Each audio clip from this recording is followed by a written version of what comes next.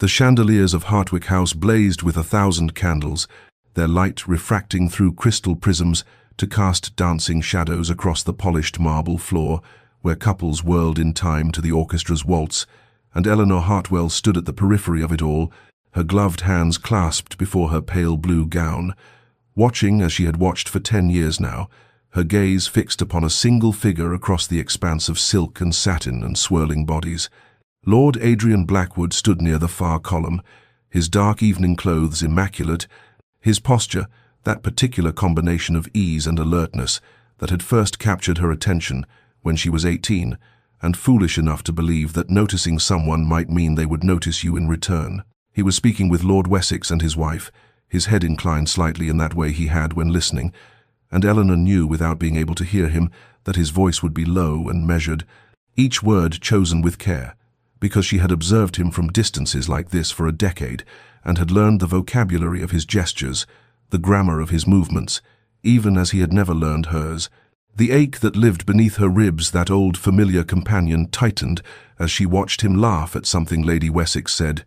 his rare smile transforming his usually severe features into something that made her heart perform its practiced leap and fall. She had become fluent in the language of loving someone who did not see her, in the particular pain of standing in the same room as the object of one's devotion and being as invisible as the servants who moved through the crowd with trays of champagne. 10 years of balls and assemblies and dinner parties where their paths crossed with the regularity of celestial bodies that never quite aligned, where he would enter a room and her awareness of him would sharpen every sense she possessed,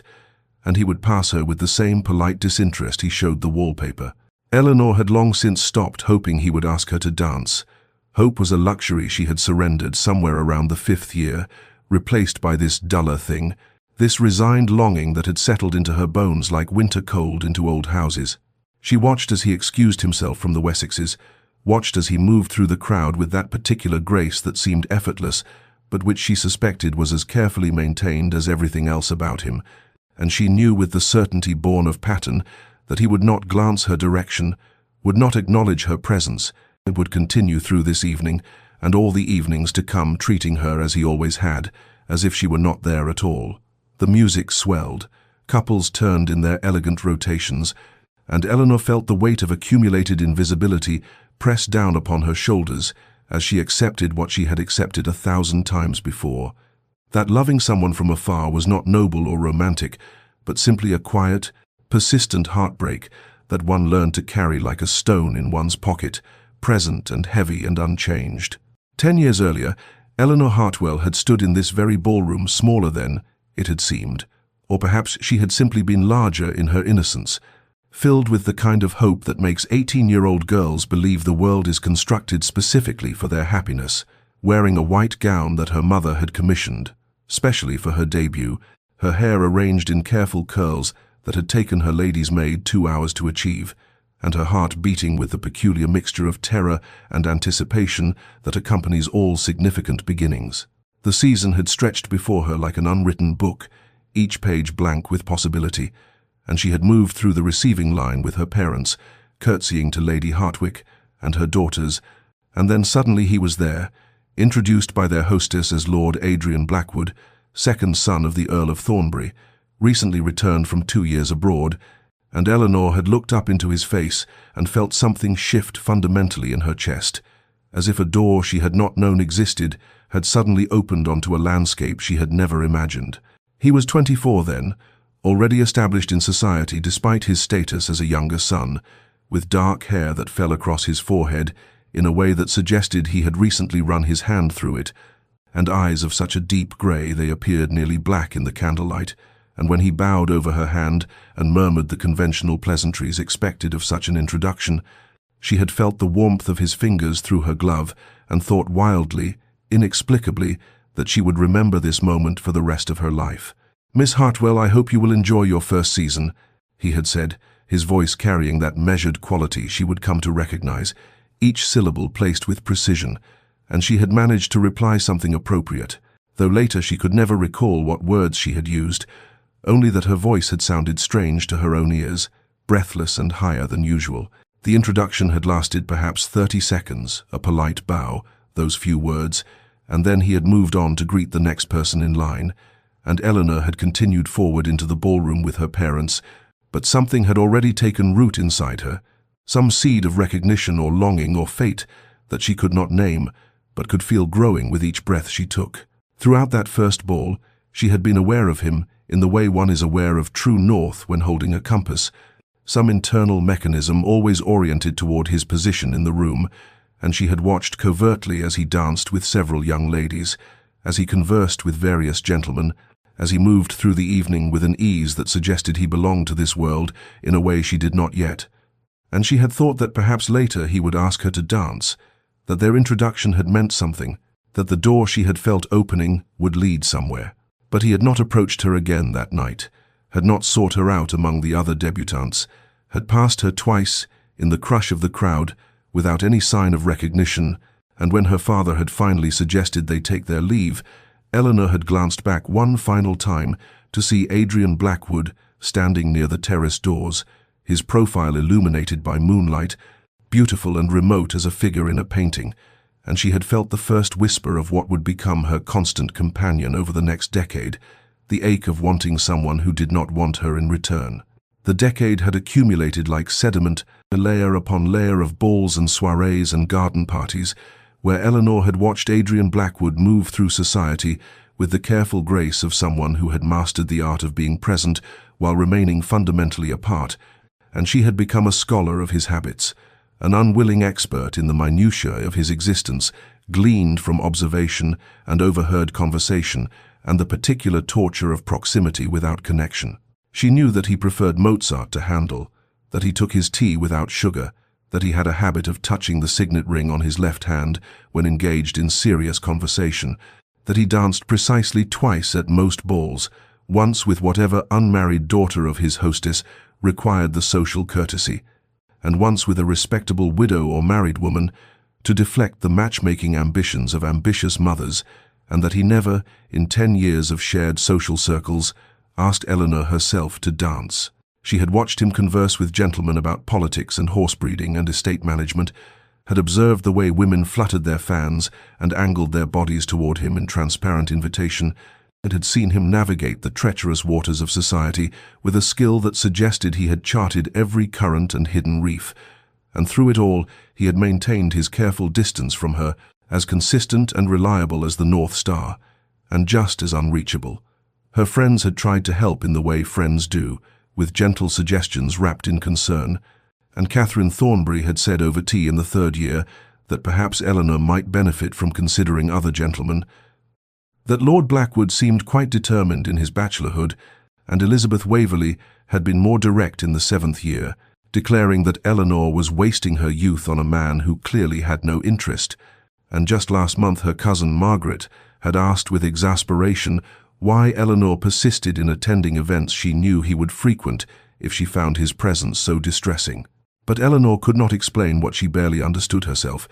could not articulate why her heart insisted on its foolish loyalty, why the thought of deliberately avoiding him felt worse than the pain of seeing him ignore her, why some stubborn part of her soul refused to release this impossible attachment, even as her rational mind catalogued all the evidence of its futility. She had tried in the 4th year to accept the attentions of Mr. Whitmore,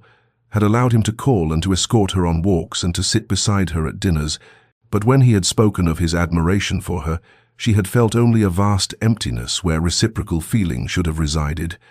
And when she had seen Adrian across the room at the Beaumont ball and felt that familiar constriction in her chest, she had realized with quiet despair that her heart recognized only one master, regardless of how cruelly he ignored its service. The years had taught her to hide her affliction better, to smile appropriately and dance with other partners and engage in conversation without her attention, obviously wandering to wherever Adrian stood in the room, but they had not taught her how to stop loving him, and as she stood now at 28, with another season drawing to a close and another year of invisibility recorded in the ledger of her disappointed heart, Eleanor wondered if perhaps her friends were right, if perhaps it was time to accept that some longings were never meant to be fulfilled,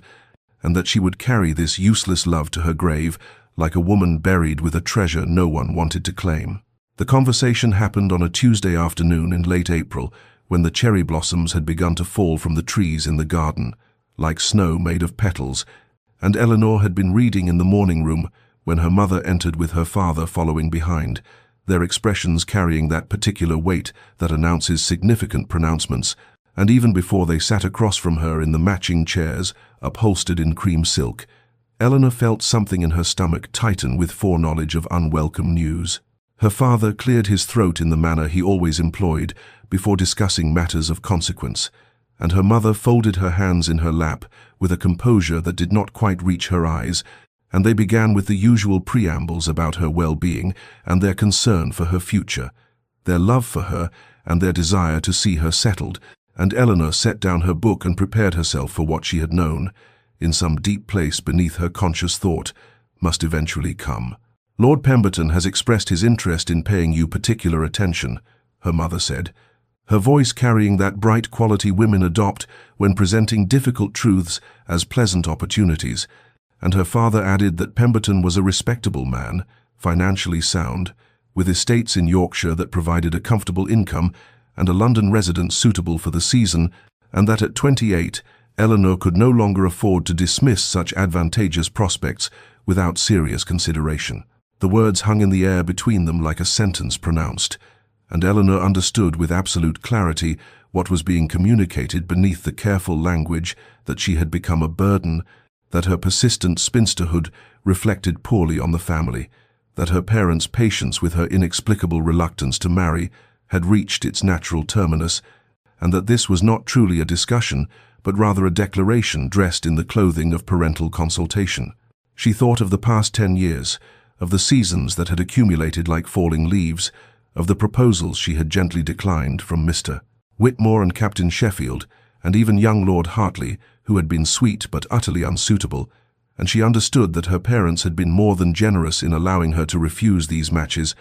had indulged what they surely perceived as female capriciousness, or perhaps an overly romantic disposition that needed time to mature into practical acceptance, but that their generosity had limits, and she had finally reached them. "Lord Pemberton is everything appropriate," her mother continued, leaning forward with an urgency that betrayed her studied calm,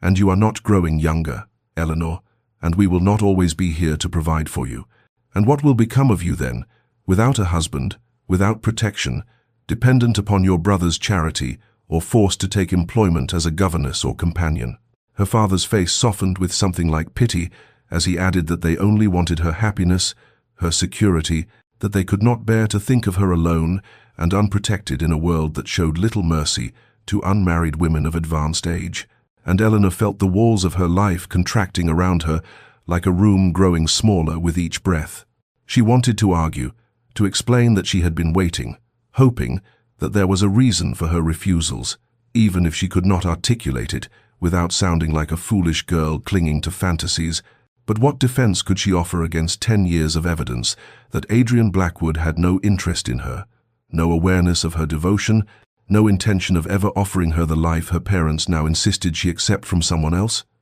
The choice before her was brutally simple: surrender her impossible hope and accept security with Lord Pemberton, or maintain her vigil for a man who had never once looked at her with anything beyond polite indifference, and risk becoming the very burden her parents feared she would be. And sitting there in the morning room, with the scent of dying cherry blossoms drifting through the open window, Eleanor felt something crack inside her chest, some fragile structure that had been holding her together through a decade of accumulated disappointment, and she heard herself say in a voice that sounded nothing like her own that she would receive Lord Pemberton when he called, that she would consider his suit with the seriousness it deserved, and her parents smiled with relief, while Eleanor looked past them to the garden beyond and wondered if this was what surrender felt like. This quiet acquiescence to a future she had never wanted but could no longer avoid. Lord Pemberton began calling on Thursday afternoons with the regularity of clockwork, arriving precisely at 3, with flowers or small volumes of poetry that he presented with a formal bow and a smile that never quite reached his pale blue eyes, and Eleanor received him in the drawing-room where her mother sat at an appropriate distance, doing needlework and pretending not to monitor every word exchanged, while her father occasionally passed through to nod approvingly at Pemberton's presence, and the whole performance felt like a play in which Eleanor had been assigned a role she had no desire to perform, but could not refuse without consequences she was not prepared to face. Pemberton was exactly what her parents had promised, kind in a distant sort of way, appropriate in every gesture and comment, financially secure, with properties that he described in meticulous detail, as though acreage and annual yields might inspire romantic feeling, and utterly, completely, devastatingly devoid of anything that made Eleanor's heart quicken, or her breath catch, or her soul recognize itself in another human being. He spoke of weather and crops and the latest parliamentary debates with the same measured cadence, never saying anything that might challenge or surprise or reveal depths beneath his carefully maintained surface, and when he laughed it was a polite sound produced at socially appropriate moments rather than anything resembling genuine mirth. And Eleanor found herself counting the minutes until he would take his leave, and she could stop pretending that she found his company anything other than exhausting in its very pleasantness. They took walks in the garden where Pemberton commented on the cultivation of roses and the proper maintenance of gravel paths, while Eleanor tried to imagine this as her future, this endless procession of conversations about nothing that mattered. And they attended the theatre, where he explained the plot as though she could not follow it herself, and afterwards discussed the production's merits and flaws with the detached analysis of someone reviewing an agricultural report, and they took tea at her aunt's house, where Pemberton charmed the older ladies with his impeccable manners and appropriate deference, while Eleanor smiled until her face ached and wondered if this hollowness she felt was normal, if perhaps all women experienced this disconnect between what they were told they should want and what their hearts actually craved. She tried to appreciate his qualities the way one might try to appreciate a well-constructed piece of furniture. He was solid, reliable, built to last, designed to serve his purpose without flaw or deviation, but furniture did not inspire love, and when he took her hand to help her into the carriage or touched her elbow to guide her through a doorway, she felt nothing beyond the mild discomfort of contact with someone whose touch carried no electricity, no recognition, no promise of anything beyond social transaction. Her mother asked eagerly after each visit how the courtship progressed, and Eleanor provided the expected reassurances while carefully avoiding any admission of the emptiness that grew larger with each passing Thursday, and her father nodded with satisfaction and spoke of settlements and wedding dates as though these were already decided. Matters, and Eleanor felt herself being carried along by currents too strong to resist, a woman drowning in propriety and expectation, while everyone watching believed she was simply learning to swim. She knew she should feel grateful Pemberton was offering her security, status, and a future free from the fears her parents had articulated so clearly. But gratitude felt impossible when she sat across from him at tea and tried to imagine 40 or 50 years of this careful, courteous distance, tried to picture herself in his bed, bearing his children, growing old in his houses, and finding at the end of her life that she had traded the pain of unrequited love for the different but equally devastating pain of a heart that had never truly been engaged at all, and beneath all her polite smiles and appropriate responses, Eleanor felt something inside her screaming that this was wrong, that she was betraying herself in some fundamental way. But she had no alternative to offer, except a decade of evidence that the man she truly wanted had never wanted her in return. The Marchmont ball arrived on a Friday evening, when the air held that particular quality of early summer warmth, and Eleanor attended with Lord Pemberton at her side, his hand proprietorial at her elbow, as they entered the ballroom where chandeliers cast golden light across the assembled company, and she had dressed with more care than usual in a gown of deep emerald silk that her mother insisted brought out the color of her eyes,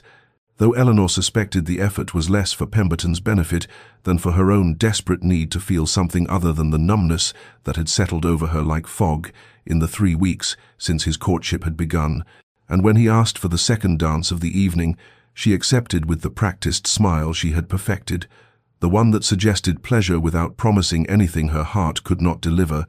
and they took their places in the set, while the musicians raised their instruments, and Eleanor prepared herself for another performance of contentment she did not feel. She moved through the figures with mechanical precision, her hand in Pemberton's as they turned and separated, and came together again,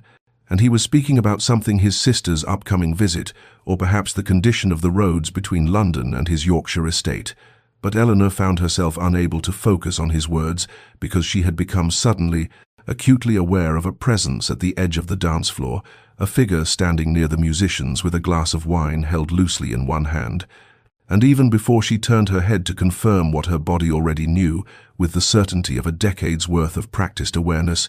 she felt the weight of Adrian Blackwood's gaze upon her like a physical touch. It was impossible, of course, because in 10 years he had never watched her, had never allowed his eyes to linger on her face or follow her movements across a room. He had maintained such careful distance that she had sometimes wondered if he even registered her presence at these gatherings, or if she had become simply part of the wallpaper of ballrooms, another unmarried woman, in a sea of faces that meant nothing to him. But when the dance brought her around to face the direction where he stood, Eleanor looked directly at him and found his eyes already fixed on her with an intensity that made her miss her step and stumble slightly, and Pemberton caught her arm with concern, while Adrian's expression shifted into something Eleanor could not name, something that looked almost like pain before he turned away and disappeared into the crowd near the card rooms. The rest of the dance passed in a blur of confusion and racing thoughts, Eleanor's mind trying to reconcile what she had seen with everything she knew to be true about Adrian's indifference, and she wondered if perhaps she had imagined it, if the weeks of Pemberton's courtship had finally driven her to invention, to seeing what she desperately wanted to see rather than what actually existed. But the image of Adrian's face remained branded behind her eyes, the tightness around his mouth, the way his fingers had whitened around the stem of his wineglass, the unmistakable focus of his attention that had been absent for so many years that its sudden presence felt like a violation of natural law. When the music ended, Pemberton escorted her to the refreshment table and went to procure lemonade, leaving Eleanor standing alone near a potted palm, and she found herself scanning the room with a desperation she knew was unwise, searching for Adrian among the clusters of guests, needing to know if she could catch that look again, if it had been real or merely a trick of candlelight and wishful thinking.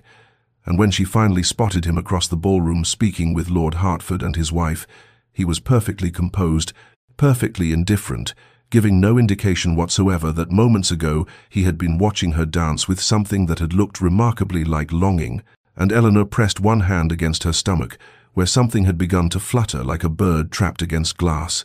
a feeling she had thought long dead, now suddenly, inexplicably, painfully alive. A week later, Eleanor found herself at the Thornbury estate for a weekend party that her mother had insisted she attend with Pemberton as her acknowledged suitor, and by Saturday afternoon, the relentless cheerfulness of the gathering had become unbearable. The endless rounds of archery and lawn games, and musical performances in the drawing room, all demanding a level of enthusiasm, Eleanor could no longer manufacture, and so she slipped away during the interval between luncheon and tea, when most guests had retired to their rooms to rest. Making her way through corridors she half remembered from childhood visits, until she found the library tucked away in the east wing, where silence and the smell of old leather bindings promised sanctuary from the performance and contentment she had been maintaining since her arrival. The room was empty as she had hoped, its tall windows letting in the grey light of an overcast afternoon, and Eleanor moved along the shelves, trailing her fingers across spines embossed with gold lettering, seeking nothing in particular except the comfort of being alone with something real, something that did not require her to smile or nod or pretend that her heart was not in a state of confused upheaval since the Marchmont ball, when Adrian had looked at her with an expression she still could not decipher, and she had just pulled down a volume of Wordsworth's poems when she heard the door open behind her and turned to find Adrian Blackwood standing in the entrance, looking as startled to see her as she was to see him, his hand still on the door handle as though he might retreat at any moment, and for several seconds they simply stared at each other, while Eleanor's pulse accelerated in a way that made her feel foolish and transparent and impossibly young, despite her 28 years. He recovered first, entering the room and closing the door with a soft click that seemed to seal them into a space too small and too quiet for the charged silence that stretched between them, and Eleanor found she could not look away from his face, even as she felt heat rising in her cheeks. And finally, he spoke in a voice that was rougher than his usual polished tones, asking if she had come seeking refuge from the festivities as well, and she managed to nod and say something about needing a moment away from the noise, her own voice sounding strange and breathless to her own ears, and he moved further into the room, though he maintained a careful distance between them. As he said, he understood the impulse, that large gatherings could be exhausting even when they were supposed to be pleasurable, and Eleanor wondered if he felt the absurdity of this exchange as acutely as she did. This banal conversation about social fatigue, when they had barely spoken 10 words to each other in a decade, and now stood alone together in a quiet room, with her heart beating so hard, she was certain he must hear it. She asked without thinking if he came here often, immediately recognizing the ridiculousness of the question, and he smiled faintly and said he had always found the Thornbury Library to be well curated, particularly their collection of philosophy and natural history. And then there was another silence that felt different from the first, heavier somehow, as though the ordinary words they had exchanged were placeholders for something neither of them could say, and Eleanor clutched the Wordsworth volume against her chest like a shield, while Adrian stood near a reading table with his hands at his sides, looking at her with an expression she still could not interpret, in something between confusion and pain, and a longing that might have been merely a reflection of her own desperate hopes. And then he said abruptly that he should leave her to her reading, that he had not meant to intrude, and before Eleanor could respond or protest or ask him to stay, he had turned and walked back to the door, pausing only briefly with his hand on the handle to look back at her one more time with those unreadable dark eyes, before stepping through and pulling the door closed behind him, leaving Eleanor alone in the library, trembling from head to foot, with the Wordsworth still pressed against her ribs, and the certainty that something had just happened, though she could not name what it was, only that the air where he had stood seemed to still hold the shape of his presence, and her hands shook so badly when she tried to open the book that she had to set it down on the nearest table and press her palms flat against the wood to steady herself, and she stayed there for a long time, listening to her own ragged breathing and trying to understand why a brief, awkward conversation about nothing at all had left her feeling as though she had been turned inside out and exposed to a light too bright to bear. The weeks that followed the Thornbury Library encounter brought a shift in the very fabric of Eleanor's social existence, as though some invisible hand had rearranged the seating charts and guest lists and spatial configurations of every gathering to place her in Adrian Blackwood's orbit with a frequency that felt both deliberate and impossible, and she began to wonder if she was imagining the pattern or if something had indeed changed in the careful architecture of distance he had maintained for so long. Because at the Waverley dinner party, she found herself seated 3 chairs down from him at a table that seated 20, close enough that she could hear his voice when he spoke to Lady Waverley about agricultural reforms, and close enough that twice during the fish course she looked up to find his eyes on her before he quickly looked away, and then at the musicale hosted by the Duchess of Somerset, Eleanor had taken a seat near the back of the music room, only to have Adrian arrive late and take the only remaining chair, which happened to be directly beside hers, so close that when he sat down, the fabric of his coat brushed against her sleeve, and she could smell whatever soap or cologne he used, something clean and faintly cedar-scented that made her breath catch in her throat,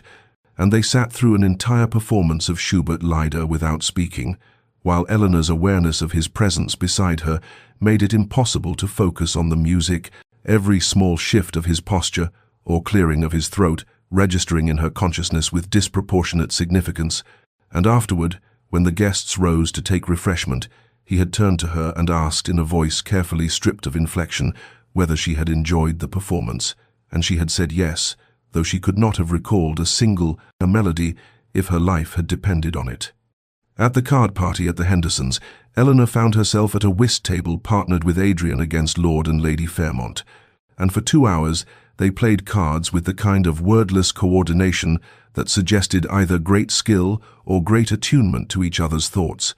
And when Adrian laid down the winning trick in the final hand, his fingers brushed against hers as they both reached for the cards at the same moment, and the contact lasted perhaps 2 seconds, but Eleanor felt it like an electric shock that travelled up her arm and lodged somewhere beneath her ribs, and she saw in his face a flicker of something that might have been the same shock of recognition before he withdrew his hand and stood to thank their opponents with perfect composure, while Eleanor remained seated trying to steady her, breathing, and wondering how it was possible for a touch so brief to feel so monumental. The pattern continued through June as the season reached its height,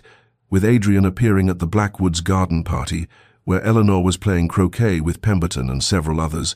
Adrian standing on the sidelines watching the game with an expression she could not read,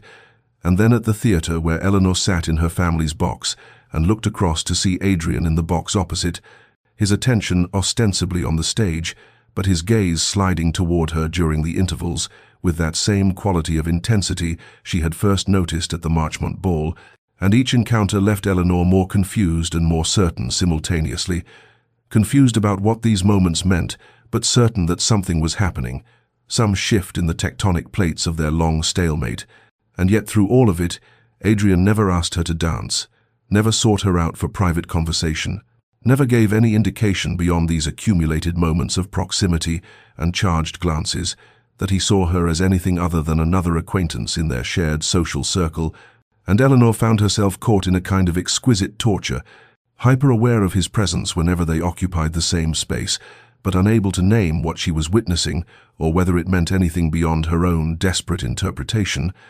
And at night she lay awake, reviewing each encounter like a scholar, examining ancient texts for hidden meaning, searching for certainty in the angle of his gaze, or the tone of his voice, or the way his hand had trembled slightly when it touched hers over the whist cards. But certainty remained elusive, and Eleanor was left suspended between hope and madness, wondering if she was finally seeing what had always been there, or if she was constructing an elaborate fantasy from the raw materials of coincidence and wishful thinking. The announcement came during breakfast on a Tuesday morning in late June, when Eleanor sat across from her mother in the sunlit breakfast room, picking at toast she had no appetite for, while her father read the morning paper and made occasional commentary about parliamentary proceedings, and her mother set down her teacup with the kind of deliberate precision that always preceded statements of significance, and said that Lord Pemberton had spoken to Eleanor's father the previous evening and had indicated his intention to make a formal proposal within the fortnight, and Eleanor's mother's face was alight with satisfaction as she continued that this was everything they had hoped for. Pemberton was an excellent match with a fine estate and unimpeachable character, and Eleanor should consider herself fortunate that such a man had shown her such devoted attention, and Eleanor felt the walls of the breakfast room contract around her, as though the air itself had become thinner and harder to breathe, because a fortnight meant 2 weeks, meant 14 days, before she would have to give an answer to a question she had been avoiding looking at directly for months. And her mother was still speaking about wedding preparations and the necessity of ordering new gowns, and how they must begin compiling guest lists immediately so that everything would be ready when the betrothal was announced, and Eleanor managed to nod and murmur something appropriate, while her mind spun with a dizzying mixture of panic and resignation, and that treacherous flicker of hope that refused to be extinguished, no matter how many times she told herself she was being foolish. The days that followed passed in a blur of social obligations that felt increasingly surreal, as though Eleanor were watching herself move through drawing rooms and gardens and ballrooms from a great distance, observing this woman in expensive dresses who smiled and conversed and accepted compliments about her upcoming happiness, while inside she felt like she was slowly drowning. And through it all, Adrian Blackwood continued to appear at the edges of her awareness, seated across from her at the Dalton dinner party, where their eyes met over the centerpiece of white roses and held for 3 heartbeats before he looked away, standing near the refreshment table at Lady Morrison's soirée, where Eleanor caught him watching her speak with Pemberton with an expression that looked almost like anguish before his features smoothed into polite neutrality, and Eleanor began to feel as though she were losing her grip on reality, because how could she reconcile 10 years of studied indifference with these recent weeks of charged glances and orchestrated proximity? And late at night, when she could not sleep, she would lie in her bed staring at the ceiling and reviewing every encounter since the Marchmont ball, trying to determine whether she was witnessing something real or constructing an elaborate delusion from the desperate materials of her own longing. Because what if these moments she had been cataloguing and analyzing and investing with such significance were nothing more than coincidence and her own fevered imagination? What if Adrian had not changed his behavior at all, and she was simply seeing what she wanted to see, because the alternative was accepting a marriage to a kind man she did not love and relinquishing forever the dream she had carried for a decade? And the uncertainty was more painful than the original rejection had been, because at least the rejection had been clear and constant, whereas this ambiguity left her suspended between hope and despair, with no solid ground beneath her feet. Eleanor found herself analyzing her own thoughts with the detachment of a natural philosopher, examining a specimen, wondering if this was what madness felt like. This obsessive circling around the same questions without resolution. This inability to trust her own perceptions or distinguish between reality and wishful projection, and she thought perhaps she should speak to someone about what she was experiencing. But who could she tell? Because to voice her confusion would require admitting that she had spent 10 years harboring feelings for a man who had never shown her the slightest interest, and that now, when she was on the verge of accepting another man's proposal, she thought, perhaps, maybe possibly, the first man might feel something for her, after all, based on nothing more substantial than a few glances and accidental touches and moments of proximity that could be explained by the simple mathematics of a finite social circle. And spoken aloud it would sound absurd even to her own ears, the desperate rationalization of a woman who had wasted her youth on an unrequited attachment and now could not let it go even when happiness of a different sort was being offered to her. Her mother spoke daily about the proposal that was coming, reminding Eleanor how fortunate she was and how Lord Pemberton would make an excellent husband, and how Eleanor must not let this opportunity pass, and each reminder felt like another weight added to a scale, already tipping dangerously toward obligation and duty and the extinguishing of hope, and Eleanor began to steel herself for what she knew must come, the acceptance of Pemberton's suit and the final burial of the fantasy she had nurtured since she was 18 years old. Because surely it was time to be sensible, time to choose security over the painful uncertainty of these past weeks, time to become the woman her mother wanted her to be, rather than continuing to chase shadows and interpret glances, and imagine that Adrian Blackwood's carefully controlled expressions contained hidden messages meant only for her. The Ashford ball fell on the first Friday of July, when the heat of summer had settled over London like a weighted blanket, and the ballroom, despite its high ceilings and open windows, felt close and stifling, filled with the mingled scents of hothouse flowers and perfume, and the particular musk of too many bodies moving through complicated dance figures. And Eleanor stood near the edge of the room in a gown of pale blue silk that her mother had insisted would complement her complexion, watching Lord Pemberton dance with Lady Ashford's youngest daughter and feeling as though she watching her life from outside her own body, observing this woman who would soon accept a proposal from a good man and settle into the comfortable, predictable existence that awaited her, and the weight of it pressed down on her chest until she could not draw a full breath, and she murmured something to her mother about needing air, and slipped through the French doors onto the terrace before anyone could stop her or offer to accompany her, and the night air was scarcely cooler than the ballroom, but at least it was moving, carrying with it the scent of roses from the garden below and the distant sound of the orchestra playing a waltz she did not recognize. She descended the stone steps into the garden where lanterns hung from tree branches, casting pools of golden light across the gravel paths and the carefully manicured beds of summer flowers, and she walked deeper into the shadows away from the terrace where other guests had gathered to escape the heat, seeking the darker reaches of the garden where she might be alone with her thoughts for a few precious minutes before duty called her back, and she found herself near the fountain at the garden's center, where the water made soft musical sounds as it fell, and the moonlight turned everything silver and strange. And she stood there with her hands pressed against the cool stone rim of the fountain, thinking that in 2 days Pemberton would call and speak to her father, and the thing would be done, and the door on whatever foolish hope she had been, harboring, would close forever.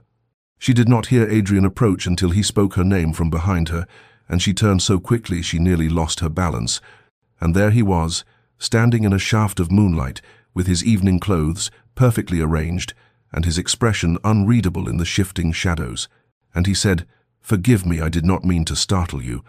But his voice held a quality she had never heard in it before, something raw and urgent that made her heart begin to race. And she said, "Lord Blackwood," because she could think of nothing else to say, and the formal address felt absurd given the circumstances. But what else was there between them, except formality and distance and all these years of careful avoidance? He took a step closer, and she saw that his hands were clenched at his sides, as though he were restraining himself from some action. And he said, "I saw you leave," and there was an admission in those 4 words that felt dangerous and thrilling and terrifying all at once. And Eleanor said, "I needed air," which was true but incomplete, and they stood there in the moonlight, beside the fountain, with the sounds of the ball drifting down from the house, and the night wrapped around them like a cocoon, separating them from the world they had just left. And Adrian said in a voice that seemed to be pulled from somewhere deep in his chest, "Why are you accepting Pemberton?" And the question hung between them, charged with everything they had never said to each other in 10 years of studied politeness and careful distance. Eleanor felt something crack open inside her chest, something that had been locked away and guarded for so long that its sudden exposure felt like violence, and she said, "That is hardly your concern." But her voice shook on the words betraying her, and Adrian took another step forward until they were close enough that she could see the muscle working in his jaw and the way his eyes looked almost black in the dim light.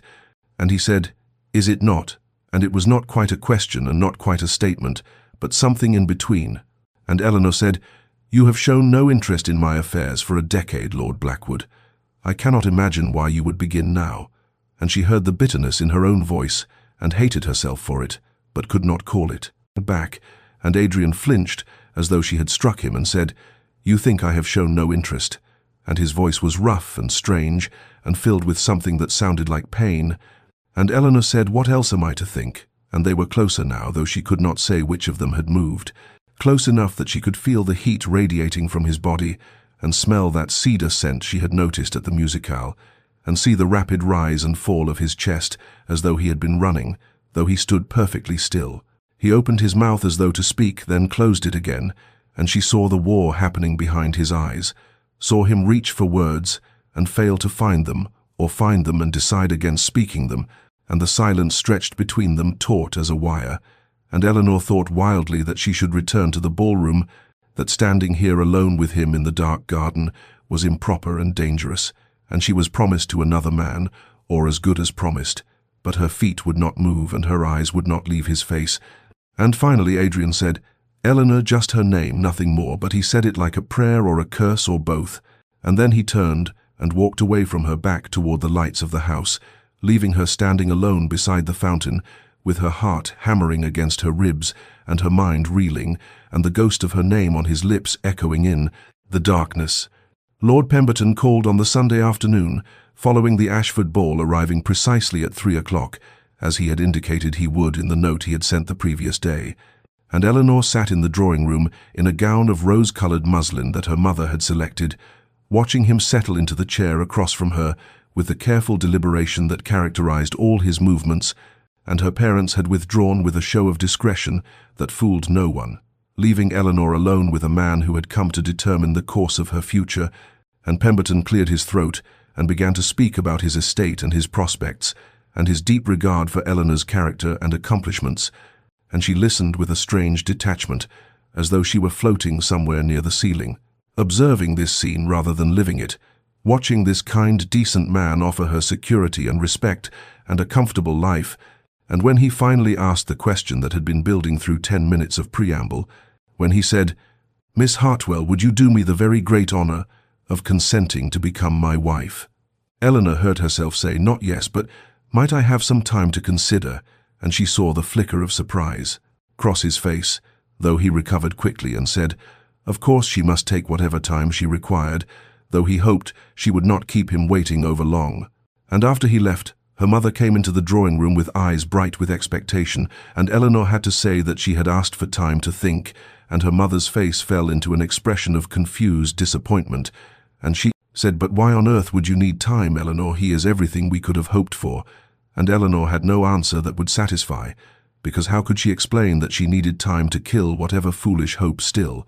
lived in her chest, time to reconcile herself to the death of a dream she had carried for 10 years, time to become the sensible woman who could accept a good man's proposal without reservation. The days that followed were a special kind of torture as Eleanor moved through her daily routines, while her mind circled endlessly around the same worn paths, reviewing every interaction with Adrian Blackwood from their first meeting a decade ago to that charged encounter in the Ashford garden, trying to construct a coherent narrative from fragments and glances and moments that might mean everything or nothing. And she would lie awake at night, cataloguing the evidence on both sides. The years of indifference weighed against these recent weeks of proximity. His question in the garden about why she was accepting Pemberton, set against his immediate retreat, when she challenged him, and no matter how many times she reviewed the data, she could reach no certain conclusion except that she was driving herself toward madness with this obsessive analysis. She thought about the library encounter, and the way he had looked at her across the Dalton dinner table, and that moment at the musicale when their hands had touched, and she tried to determine whether these instances represented a pattern of genuine feeling or merely the inevitable friction that occurs when two people move through the same limited social sphere, and the uncertainty was corrosive, eating away at her ability to think clearly about anything else. And she began to understand that this was precisely why she needed to accept Pemberton's proposal, because she could not continue to live in this state of suspended animation, waiting for a sign that might never come from a man who had given her no reason to hope except for a handful of ambiguous moments that could be explained by coincidence and her own desperate wishful thinking. Eleanor's mother grew increasingly anxious as the days passed without a decision, asking each morning whether Eleanor had reached a conclusion and reminding her that Lord Pemberton was a patient man. But his patience was not infinite, and other young women would be only too happy to accept what Eleanor seemed determined to refuse, and her father called her into his study one evening and spoke more gently than her mother, but with equal concern, saying that he wanted Eleanor's happiness above all things, but she must understand that opportunities like this did not come often, especially for a woman of 28 who had shown no interest in any of the other men who had paid her court over the years. And Eleanor sat in her father's study, feeling the walls close in, and knowing he was right, knowing that she was being foolish and romantic and utterly impractical, knowing that she should accept the security being offered rather than gambling everything on a fantasy. On the 7th day after Pemberton's proposal, Eleanor sat at her writing desk and composed a note asking him to call the following afternoon. And as she sealed the letter, she felt something inside her chest go cold and still, as though a door were closing on a room she would never enter again. And she told herself this was wisdom, this was maturity, this was what it meant to be a grown woman who understood that life required compromise and that love, as she had imagined it, was a fiction sold to young girls in novels, and she would accept Pemberton's proposal, and she would be grateful for his kindness, and she would build a life that was comfortable if not passionate, and in time she would forget that she had ever hoped for anything different. And this resolution should have brought relief, but instead it felt like grief, like mourning something that had never actually existed except in her own imagination. And she sat at her desk with the sealed letter in her hand and wept. Eleanor called on her sister Beatrice the following Tuesday afternoon, seeking distraction from her own thoughts and perhaps some of the uncomplicated warmth that had always existed between them, and Beatrice lived in a comfortable townhouse in Mayfair with her husband, Mr. Thomas Whitmore, who managed his family's shipping interests and had known Adrian Blackwood since their school days, though Eleanor had never thought to ask about this connection, until now when it suddenly seemed significant in ways she could not articulate. And she arrived at 2:30 to find Beatrice delighted to see her, and immediately ordering tea and settling Eleanor in the drawing room with promises that they would have a lovely afternoon together, and they spoke of inconsequential things for perhaps 20 minutes before the butler entered and announced that Lord Blackwood had arrived to see Mr. Whitmore on a matter of business, and Eleanor felt all the blood drain from her face as Beatrice said cheerfully that Thomas was in his study, and would Adrian mind waiting in the drawing room for just a moment while she fetched him. And then Adrian was standing in the doorway, looking as shocked to see Eleanor as she was to see him, and Beatrice performed the social niceties with the easy grace that came naturally to her, seemingly oblivious to the sudden tension that had filled the room like smoke, and she excused herself to find her husband leaving Eleanor and Adrian alone in a drawing room that suddenly felt very small, while outside the windows the sky had darkened with the promise of rain, and they stood there in the terrible silence that seemed to have become their natural mode of communication. And finally Eleanor said, "I did not know you had business with my brother-in-law," because she had to say something, and that seemed safer than anything else she might voice. And Adrian said, "It is a small matter regarding a shipment," and his voice was carefully controlled, but she could hear the strain beneath it, and he remained standing near the door as though he might bolt at any moment, while Eleanor sat rigidly in her chair with her hands folded in her lap and her heart beating so hard she thought surely he must hear it. The first drops of rain began to fall against the windows as they maintained their awkward positions, and Eleanor thought wildly that this was some kind of cosmic punishment, and to be trapped in a room with the one person she most needed to avoid, in the very week she had decided to close the door on whatever foolish hope she had been harboring. And she said, "The weather has turned," which was perhaps the most inane observation she had ever made. But Adrian nodded gravely, as though she had offered some profound insight, and he finally moved away from the door, coming to stand near the fireplace, where he picked up a small porcelain figurine and examined it with what seemed like desperate concentration. And the rain began to fall harder now, drumming against the glass in a rhythm that matched Eleanor's pulse. And she thought about the letter she had sent to Pemberton, asking him to call tomorrow, thought about the answer she had prepared to give, and she looked at Adrian's profile as he studied that ridiculous figurine, and felt something twist painfully in her chest. He set the figurine down and turned to face her, and for a moment their eyes met and held, and Eleanor saw something in his expression that she had never seen before, something raw and unguarded, and he said, "Miss Hartwell, I must apologize for my behavior at the Ashford ball. I had no right to question your decisions." And she said, "You had every right to ask." And then, because she was tired of careful words and diplomatic evasions, she said, "Though I confess I do not understand why you did." And she watched him struggle with this, watched the war play out across his features, and finally he said, "Because I cannot bear it."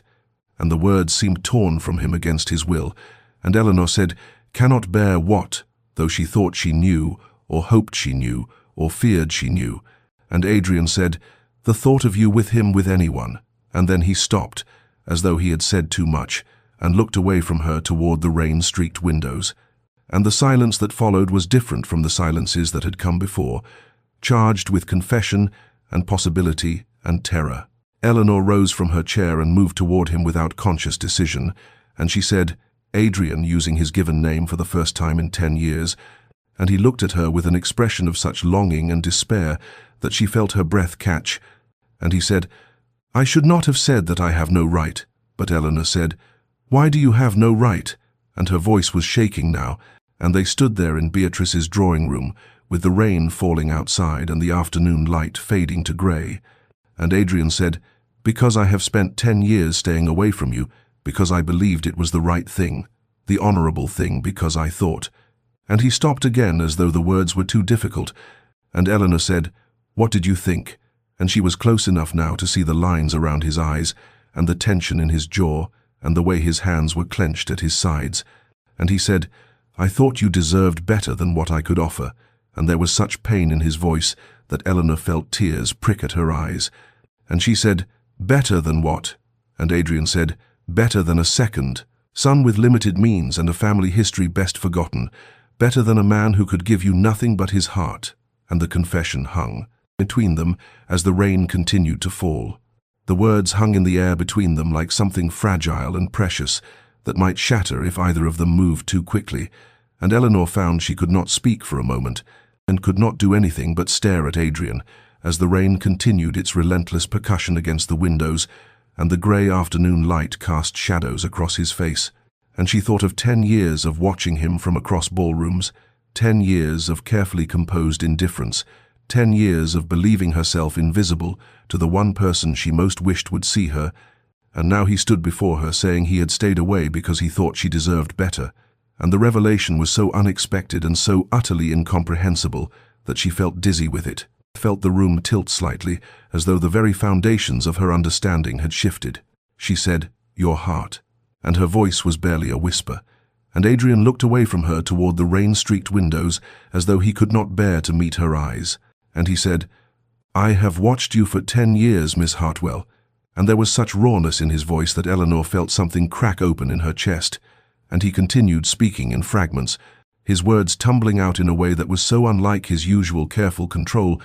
And he said, "At every ball, every dinner, every musicale, I have watched you and told myself I was doing the right thing by staying away, that I was being honourable by not pursuing what I had no right to pursue." And Eleanor said, "What do you mean, no, right? What are you talking about?" Because none of this made sense, because if he had been watching her, then surely he must have known that she had been watching him too. And Adrian turned back to face her, and she saw that his composure was crumbling, saw the careful mask he had worn for a decade beginning to crack, and he said, I heard your father once speaking with Lord Ashford at his club. I was not meant to hear, but I did. And your father said that you deserved a man of substance and position, that you should not be wasted on some second son, with nothing to offer. And Eleanor felt ice flood through her veins as understanding began to dawn. And she said, "When was this?" And Adrian said, 10 years ago, just after we were introduced at your first ball. And the timeline clicked into place with horrible clarity, and Eleanor thought of that first meeting, thought of the way Adrian had seemed interested and then had simply vanished from her orbit, thought of 10 years of distance that she had attributed to indifference when it had been something else entirely. She wanted to be angry, but the emotion that rose in her was more complex than that, a terrible mixture of grief and frustration and a painful kind of hope, and she said, "So you decided for me," and Adrian flinched at the words, and he said, "I decided to give you the chance to find what you deserved. I could not trap you in a limited life when you could have so much more." And Eleanor said, "And what if what I deserved was the right to make my own choices?" And her voice was shaking now, and Adrian said nothing, but she could see the struggle in his face, and she pressed on because 10 years of silence had earned her the right to demand answers. And she said, "Did you never think to ask me what I wanted? Did you never consider that perhaps your assumptions about what I deserved might not align with my own desires?" And Adrian said,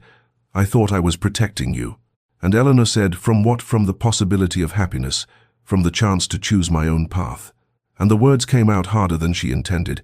but she could not contain the tumult of emotions that his confession had and unleashed. The rain intensified outside, becoming a downpour that obscured the street beyond the windows, and Eleanor moved closer to Adrian until only a few feet separated them, and she could see that his hands were trembling slightly, though he kept them rigid at his sides. And she said, "You speak of watching me for 10 years, but did you ever truly see me? Did you see that I was watching you as well?" And Adrian's eyes widened slightly at this, and Eleanor felt a terrible vulnerability in admitting what she had never admitted to anyone, but she continued because the moment demanded honesty, no matter how exposing. And she said, "I have spent 10 years believing myself unworthy of your notice, 10 years thinking there was some fundamental flaw in me that made me invisible to you, and all this time," and her voice broke slightly, and she had to stop and gather herself before she could continue. And when she spoke again, her words were quieter but no less intense, and she said, "All this time you were staying away because you thought you were being noble." And Adrian said Eleanor, using her given name for the first time, and the sound of it in his voice was almost unbearable, and he said, "I am sorry, I did not know, I never imagined that you," and he could not seem to finish the sentence. And Eleanor said, "That I what?" And Adrian said, "That you might have wanted my attention, that you might have cared whether I noticed you." And the admission was so painfully honest that Eleanor felt tears threaten, and she said, "How could you not know?" And Adrian said, "Because I was so focused on staying away, on doing what I thought was right, that I blinded myself to everything else." And they stood there in the grey light with the rain falling and 10 years of misunderstanding between them, and Eleanor thought that this was both the worst and the best moment of her life. Worst because of all the time that had been lost, and best because finally, the truth was being spoken. The letter arrived 3 days after that rain-soaked afternoon in Beatrice's drawing room, delivered by a footman in plain livery, who waited only long enough to place it in Eleanor's hands before departing, and she recognized Adrian's handwriting immediately from the few times she had seen it on calling cards and dinner place settings over the years, and she took the letter to her room, with her heart racing and hands trembling slightly as she broke the seal. And what she found inside was not what she had expected, not a declaration or a confession, but something more fragmented and painful, an apology that seemed to circle around its true meaning without ever quite landing on solid ground. And he wrote, "Miss Hartwell, I must beg your forgiveness for the impropriety of my words. During our recent conversation, I had no right to burden you with sentiments that can only cause confusion and distress." And Eleanor read this line 3 times, trying to understand whether he was apologizing for the confession itself or for the timing of it. And he continued, "I have spent these past days in considerable turmoil, reviewing choices made long ago, and wondering if the path I chose was truly the noble one or merely the cowardly one." And this admission struck her as almost more revealing than anything he had said in Beatrice's drawing room. And further down the page he wrote, I told myself for 10 years that staying away from you was an act of honor, that by keeping my distance, I was protecting you from a life of limitation and disappointment, but I begin to suspect that I was protecting only myself from the vulnerability of pursuing what I most desired and being found wanting. And Eleanor felt something twist in her chest at these words, felt the pain of them and the honesty, and she read on as Adrian's careful handwriting continued. I do not write this to seek absolution or to place any obligation upon you. I write only because the truth once begun must be finished, and the truth is that I have thought of you every day for 10 years, have carried the memory of our first meeting like a talisman, have measured every choice against the question of whether it would make me worthy of you, even as I convinced myself that pursuing you would be selfish. And Eleanor sat on the edge of her bed with the letter in her hands, and tears beginning to blur her vision, and she read the final lines. You said I decided for you, and you were right. I presumed to know what was best, and in doing so, robbed us both of the chance to discover what might have been possible. I do not ask for your forgiveness, for I do not deserve it, but I wanted you to understand that my distance was never indifference, and my silence was never lack of feeling, and the letter was signed simply Adrian without title or formality, and Eleanor read it again immediately and then again, parsing each phrase for hidden meanings, and finding in the spaces between the words a decade of longing that matched her own, and she thought about the assumptions that had governed both their lives, thought about her father's careless words overheard in a club, and Adrian's decision to let those words determine the course of 2 lives, and she felt anger rising in her again, but also a terrible sadness for all the years that had been lost to misunderstanding and presumption. And she read the letter a 4th time, focusing on the phrase, I begin to suspect that I was protecting only myself, and recognized in it the painful self-awareness of someone confronting their own cowardice, and she thought about Pemberton's patient courtship and her mother's hopeful planning and the life she had been preparing to accept just days ago, and she thought about Adrian standing in the grey light of Beatrice's drawing room saying, I cannot bear the thought of you with him with anyone, and she knew with sudden crystalline clarity that she could not marry Pemberton, could not bind herself to safety and kindness when the possibility of something true, however difficult, however uncertain, now existed, and she folded the letter carefully and placed it in the drawer of her writing desk, where she would return to it dozens of times in the days that followed, reading and rereading until she knew every word by heart, trying to decode not just what Adrian had written, but what he had not written, trying to understand what he wanted from her, if anything, trying to determine whether this letter was a confession or a farewell, and she found no clear answer in the careful phrases and fragmented admissions, but she knew that something fundamental had shifted between them, and that whatever happened next, they could not return to the careful distance that had defined 10 years of their lives. Eleanor stood before the door of Adrian's townhouse on a grey Tuesday afternoon, when propriety demanded she should be anywhere else, her heart hammering against her ribs as she raised her hand to knock, and she thought of the letter folded in her reticule, thought of the 3 sleepless nights she had spent reading and rereading those carefully constructed sentences that circled around truth without ever quite landing on it, and she knew that seeking him out like this was scandalous, knew that arriving at a bachelor's residence without chaperone or prior arrangement could ruin her reputation beyond repair,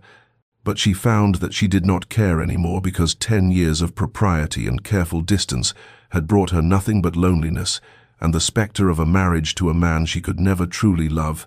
And when the butler opened the door, his face registered shock at finding a lady of quality standing unaccompanied on the steps, and Eleanor said, I must see Lord Blackwood immediately, with a firmness that surprised even herself.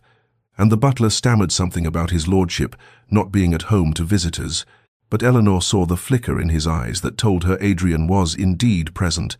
and she said, Please inform Lord Blackwood that Miss Hartwell is here, and that I will not leave until he receives me. And she stepped past the butler into the entrance hall before he could protest, and she heard voices from somewhere deeper in the house, and then footsteps approaching, and Adrian appeared at the top of the stairs, still in shirt-sleeves without his coat, and his face went pale when he saw her standing there, and he said, Eleanor, what are you doing here? You should not. And she cut him off, saying,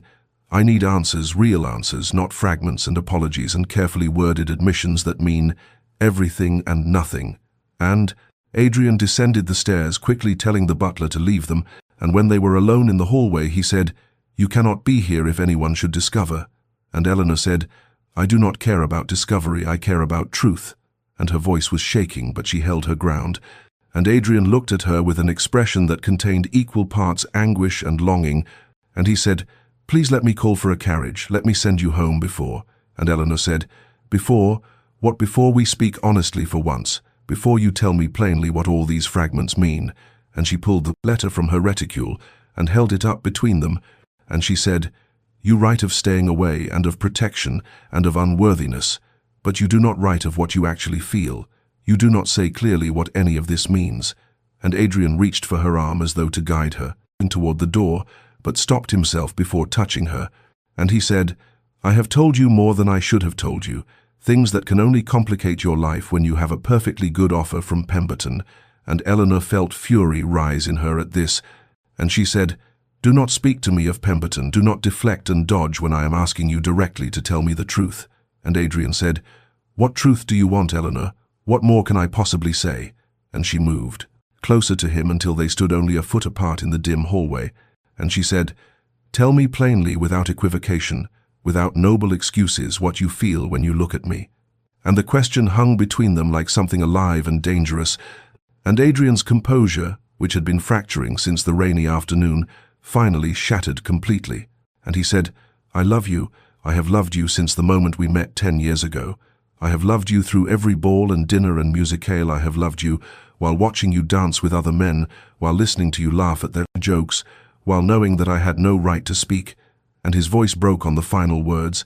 and Eleanor felt tears spring to her eyes, because this was what she had needed to hear, not apologies or explanations, but the simple, raw truth. And she said, "Then why did you stay away? Why did you waste 10 years? And Adrian said, "Because I thought it was what you deserved, because I convinced myself that loving you meant letting you find someone better." And Eleanor said, "You arrogant fool, you presumptuous, misguided man." And there was no heat in the words, only a kind of desperate sadness. And she said, "Did it never occur to you that I might have wanted a choice in the matter, that I might have preferred a modest life with someone I loved to a grand life with someone I did not?" And Adrian stared at her as though her words were incomprehensible, and he said, "You could not have wanted, you never showed any sign." And Eleanor laughed bitterly and said, "How could I show anything when you never looked at me, when you made it abundantly clear that I was beneath your notice?" And Adrian said, "Beneath my notice? You were never beneath my notice. You were so far above it that I could hardly breathe when you entered a room." And the admission seemed to cost him something, and Eleanor felt the last of her composure crumble, and she said, "Then why, Adrian, why all this distance, all this careful avoidance?" And he said, "Because I was afraid, because I knew that if I allowed myself to pursue you, I would be condemning you to less than you deserved. I could not bear to be the one who limited your life." And Eleanor closed the remaining distance between them and said, "You have already limited my life by your absence. You have given me 10 years of believing myself unworthy of love." And Adrian reached for her, then finally touching her face with trembling fingers, and he said, "You are worthy of everything. I am the one who is not worthy." And Eleanor said, "Let me decide, that let me have the choice you took from me 10 years ago." And they stood there in the hallway with the truth, and finally spoken between them, raw and painful, and somehow transformative. Adrian led Eleanor into his study, because they could not remain standing in the hallway where any servant might pass and see them in such intimate proximity,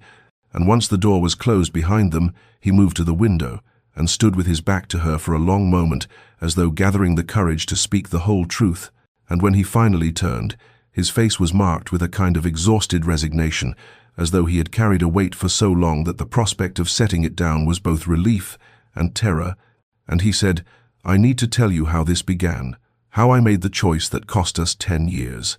And Eleanor stood very still near the door, waiting for whatever revelation would come. And Adrian said,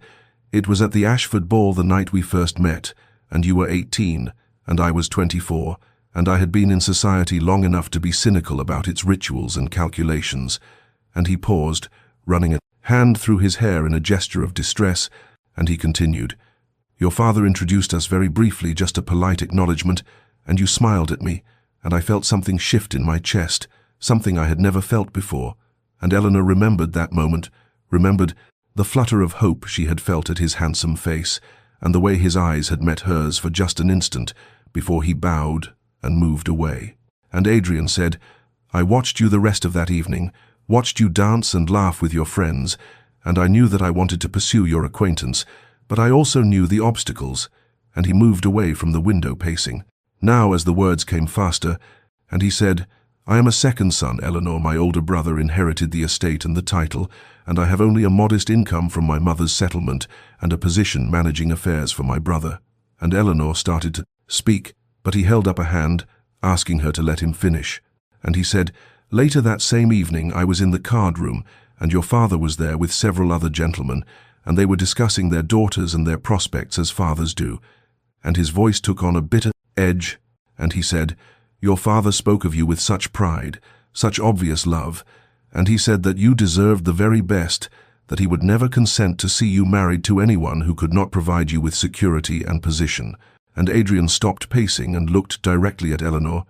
and he said, "He mentioned specifically that he had no patience for second sons with uncertain prospects that his daughter would marry well or not at all." And Eleanor felt something cold settle in her stomach as she began to understand the foundation of Adrian's decision, and he said, "I convinced myself that your father was right, that pursuing you would be selfish when I had so little to offer." And he laughed without humor, adding, "I told myself it was noble to stay away, that loving you meant wanting what was best for you, even if that meant you belonged to someone else." And Eleanor could hear the self-recrimination in his voice, and Adrian continued, "So I made a decision that night at that first ball. I decided I would not pursue you, would not call on you, would not allow myself to become attached when I knew that your father would never approve, and that I could never provide the kind of life you deserved." And he moved closer to her, his eyes searching her face, and he said, "But the decision to stay away did not diminish what I felt. It only made it more painful, and every time I saw you at a ball or dinner, I had to renew my resolve, had to remind myself why I could not approach you." Eleanor felt tears streaming down her face now at the waste of it all, at the terrible logic that had governed both their lives. And Adrian said,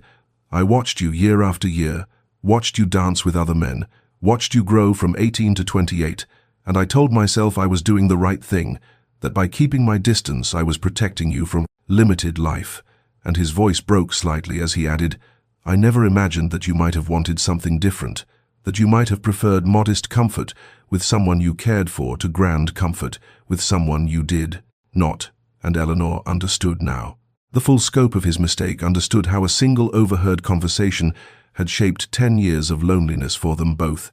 And Adrian said, "When I saw you with Pemberton, something in me finally broke. I could not maintain the pretense anymore, could not continue to tell myself that my distance was noble when it felt like dying." And he reached for her, hands tentatively as though afraid she might pull away, and he said, "I am so sorry, Eleanor, for all the years I stole from us, for all the assumptions I made without ever asking what you wanted." And Eleanor gripped his hands tightly, feeling the truth of his confession settle over her, like something heavy and transformative. Eleanor felt something break loose inside her chest as she listened to Adrian's apology, and the emotion that surged through her was not the relief or joy she might have expected, but instead a white-hot fury that made her pull her hands from his and step back, and she said, "You are sorry," with a voice that shook with barely contained rage, and Adrian looked startled by the sudden shift in her demeanor, and she continued, "You are sorry for stealing 10 years from us, for making decisions about my life without consulting me, for presuming to know what I wanted better than I knew myself." And her voice rose as the full weight of what had been lost crashed over her, and she said, "You heard one conversation, one single evening of my father expressing his hopes for my future, and from that you constructed an entire edifice of noble sacrifice without ever considering that I might have different desires, different dreams, different values than what you assumed." And Adrian said, "Eleanor, please, I thought I was protecting you." But she cut him off, saying, "You were protecting yourself from the possibility of rejection, from having to risk actually asking me what I wanted, from having to trust that I might choose you, despite your modest circumstances." And the truth of her own words struck her even as she spoke them, and she saw Adrian flinch as though she had struck him physically. And she said, "Do you know what these 10 years have been like for me? Do you have any comprehension of what it means to love someone who will not even look at you, who treats you as though you are invisible?" And tears were streaming down her face now, but her voice remained steady and sharp, and she continued, "I convinced myself that there was something wrong with me, that I was unworthy of your notice, that my feelings were pathetic and foolish, because why else would you be so determined to avoid me?" And Adrian said, "I never meant for you to feel that way, I never imagined." And Eleanor said, "No, you did not imagine. You did not ask, you simply decided what was best and acted accordingly." And she paced away from him toward the window, where he had stood moments before, and she looked out at the grey afternoon and said, "I could have married years ago, there were other offers. Not as grand as Pemberton, perhaps, but respectable men who might have made me content." And she turned back to face him, adding, "But I did not accept them because some foolish part of me kept hoping that you would see me, would speak to me, would give me any sign that I was not alone in what I felt." And Adrian's face was pale and stricken, and he said, "I did see you, Eleanor, I saw you constantly. I memorized every dress you wore, every dance you shared with other men, every smile you gave to people who were not me." And Eleanor said, "Then why did you not speak? Why? Did you let me suffer in silence?" And Adrian said, "Because I thought silence was kinder than offering you a life of limitation." And Eleanor moved close to him again and said, "You arrogant, presumptuous man," and this time there was both anger and something else in her voice, something that might have been the beginning of understanding. And she said, "I never wanted grand estates or titles or wealth. I wanted someone who saw me truly, who valued my mind and my heart, who made me feel alive." And her voice dropped to barely more than a whisper as she added, "I wanted you, Adrian. I have wanted you since that first night, when you bowed and walked away, and I have wanted you through every lonely year since." And she saw his eyes fill with tears, and she said, "But you never gave me the choice you decided for both of us, that we would be better apart, that your love required distance rather than presence." And Adrian reached for her again, and this time she let him take her hands, and he said, "I was wrong, Eleanor, I was so terribly wrong, and I do not know how to repair what I have broken." And Eleanor looked at their joined hands and felt the anger begin to transform into something else. And she said, "I do not know either. I do not know if 10 years can be forgiven or forgotten." And Adrian said, "I am not asking for forgiveness. I am asking only for a chance to try to build something now with the time we have left." And Eleanor felt exhausted suddenly, as though the fury had burned through her, leaving only a profound weariness. And she said, "I need time to think. I need to understand what this means." And Adrian nodded and said, "I will give you all the time you need." And they stood there in his study with the truth finally spoken between them, raw and painful, and somehow necessary. 3 weeks passed before Eleanor received the invitation to the Winterbourne ball, and when she saw the familiar crest on the cream-colored card, she felt her hands begin to tremble, because this was the same venue where she and Adrian had first met a decade ago, the same ballroom where he had bowed politely and walked away, planting the seed of a longing that would define 10 years of her life. And she had already refused Lord Pemberton's suit in a conversation that left her mother in tears and her father grimly silent, and she had spent the weeks since her confrontation with Adrian in a state of suspended uncertainty, because they had not spoken again after she left his study, though she had received one brief note saying only, "I will wait for your answer for as long as it takes." And now she stood in her dressing room while her maid fastened the buttons of her gown, which was a deep midnight blue that made her skin look luminous in the candlelight, and she thought about not attending, thought about sending her regrets and staying home in the safety of her room, but something in her insisted that she must go, that whatever was to happen between her and Adrian must be faced rather than avoided. And so she descended the stairs and climbed into the carriage and made the familiar journey to the Winterbourne estate, where the windows blazed with light and music, spilled out into the winter evening, and when she entered the ballroom, it was as though she had stepped backward in time to that night 10 years ago, when she had been 18 and full of hope, and the same chandeliers cast the same golden glow, and the same musicians played in the gallery, and the same crush of elegant bodies moved in patterns of dance and conversation, and Eleanor stood at the edge of the room, scanning the crowd with her heart beating so hard she could feel it in her throat, and then she saw him standing near the windows in conversation with another gentleman, but his attention was not on his companion, because his eyes were moving across the ballroom, searching and when his gaze found her, she saw him go very still, and he excused himself from his conversation and began to move toward her with a deliberate, purposeful stride that made the crowd seem to part before him, and Eleanor could not move, could not breathe, could only watch as he crossed the distance between them, with his eyes never leaving her face, and when he reached her, he bowed with the same formal courtesy he had shown 10 years ago, but this time he did not walk away, and instead he said, "Miss Hartwell, would you grant me the honor of this dance?" And his voice was steady, but she could see the tension in his shoulders, the uncertainty in his eyes, and she said yes, because what else could she say when this was the moment she had imagined for a decade? And he took her hand and led her onto the dance floor, and as the music began, they moved together in the steps of a waltz that felt both achingly familiar and entirely new, and he held her with perfect propriety, but she could feel the warmth of his hand through her glove, could feel the solid presence of him after years of distance, and they danced in silence for several measures, while around them the other couples swirled, and the chandeliers threw patterns of light across the polished floor, and then Adrian leaned closer, his mouth near her ear, and said in a voice meant only for her,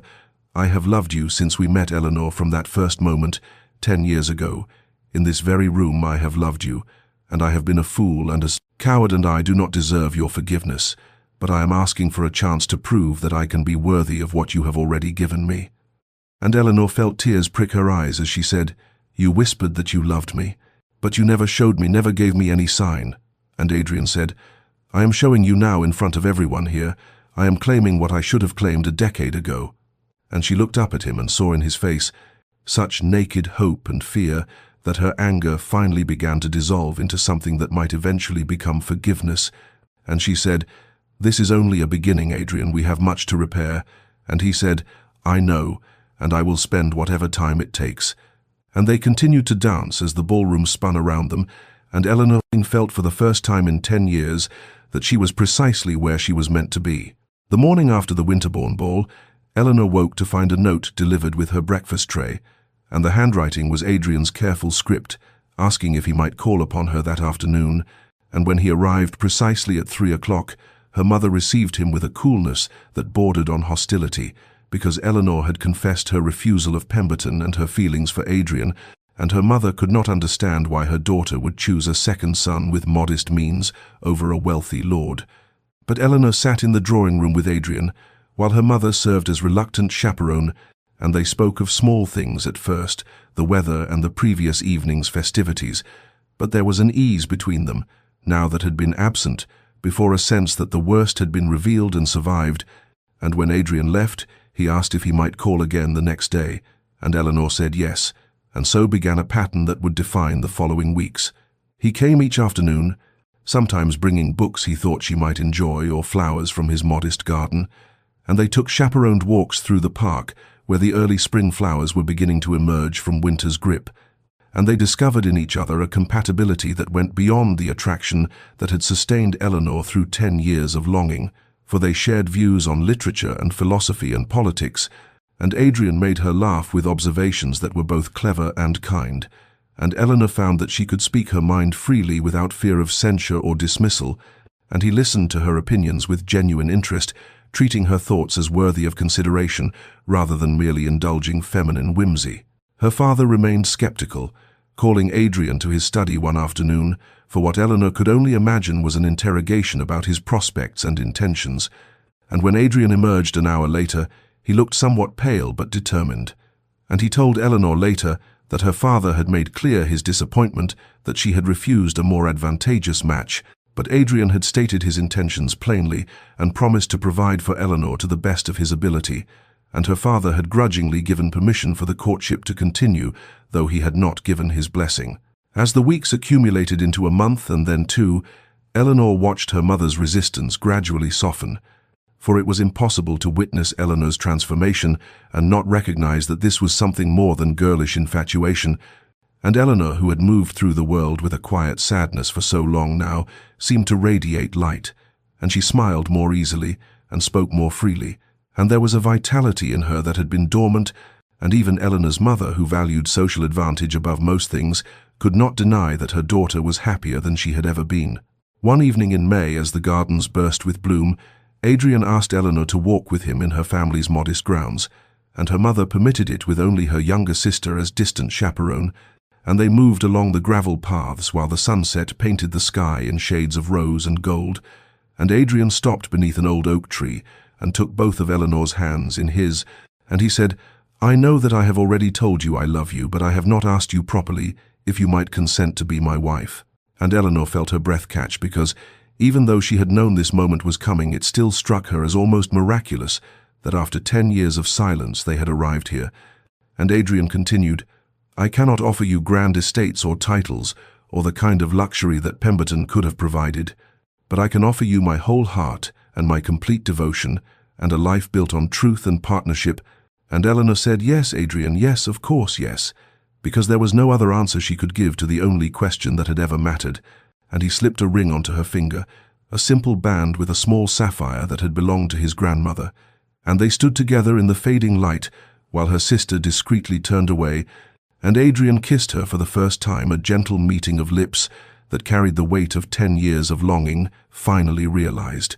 And Eleanor thought that no moment in her life had ever felt more perfectly right. The preparations for the wedding were modest, for Adrian's circumstances did not permit extravagance, but Eleanor cared nothing for elaborate displays, and she worked with quiet joy to plan a ceremony that would be simple and meaningful, and her mother gradually embraced the inevitable, even helping to select Eleanor's gown and plan the wedding breakfast, and her father walked her down the aisle of the small church, with an expression that suggested he still had reservations but had accepted his daughter's choice. And when Eleanor saw Adrian waiting at the altar, his face radiant with love and certainty, she felt the last remnants of those 10 painful years finally release their hold on her heart, and they spoke their vows before God and witnesses, and they became husband and wife, and Eleanor knew that while they could not recover the time that had been lost, they could build something true and lasting with the years they had been given. 5 years had passed since Eleanor and Adrian spoke their vows in that small church, and now they stood together in the garden of their modest home, watching their 2 children chase each other through the flower beds, while the afternoon sun cast everything in shades of amber and gold, and Adrian's arm was around Eleanor's waist with a casual intimacy that still sometimes made her heart catch, because even now she remembered the years when such closeness seemed impossible, and their daughter Catherine, who was 3 years old, stumbled on the uneven ground, and her brother Thomas, who was nearly 5, caught her hand and helped her up with a gentleness that reminded Eleanor so much of Adrian that she felt tears prick her eyes, and Adrian must have noticed because he pulled her closer and said, "What is it, my love?" And she shook her head and said, "Only happiness, nothing more."